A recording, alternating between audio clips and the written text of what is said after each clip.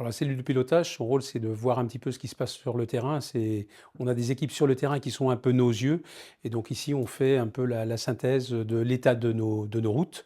Et donc, on a des informations qui nous remontent de façon régulière. Et ça nous permet aussi d'informer les élus, mais aussi potentiellement les usagers au travers des messages qu'on peut envoyer sur les réseaux. Là, on va vers un événement assez important qui mobilise beaucoup de moyens. On sait qu'on aura beaucoup d'informations à traiter, de demandes à traiter.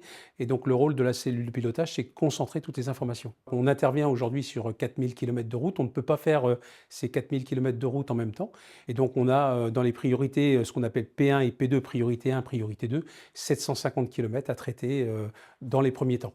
Alors pour cet événement neigeux qui est annoncé pour la nuit prochaine, on a une soixantaine d'agents qui sont mobilisés entre les équipes d'intervention qui sont composées de 24 équipages de 2 agents avec 24 matériels.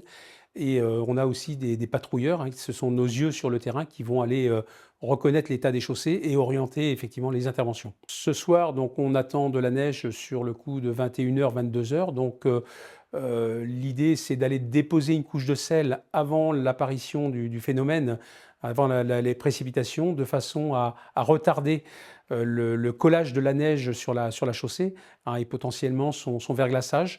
Donc on aura une première intervention à 20h30 pour déposer cette couche de sel, et après on aura une mobilisation générale à partir de 4h avec l'ensemble de nos agents qui monteront dans les saleuses et l'ensemble de nos patrouilleurs, de façon à les reconnaître l'état du réseau. À une intervention de salage, on charge du sel dans une trémie, une saleuse, avec une hélice qui tourne derrière, et on épand le sel sur la chaussée. Ce matin, on est en salage curatif. On passe la lame et du salage derrière quoi, pour déneiger, quoi. L'aspect technique pour le déneigement, donc on a une lame devant qu'on peut orienter de différentes manières suivant la partie à déneiger. Et après, on a une saleuse de 6 mètres cubes.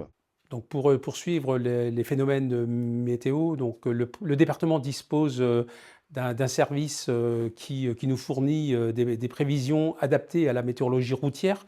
Hein, donc on sait qu'il va neiger, mais par contre ce qui nous intéresse, c'est effectivement de savoir comment la neige va réagir par rapport à la chaussée. Donc ce sont des services spécialisés externes au département qui nous fournissent ces prévisions. Et donc on regarde chaque jour, hein, on va dire mi-novembre et mi-mars, on regarde chaque jour ces prévisions, hein, qui sont actualisées 2 fois par jour et qui nous permettent d'adapter notre réponse en termes d'intervention en fonction des aléas qui sont prévus. S'il y a un message, c'est un message de prudence. Ne prenez votre voiture seulement en cas de nécessité, si vraiment vous en avez besoin.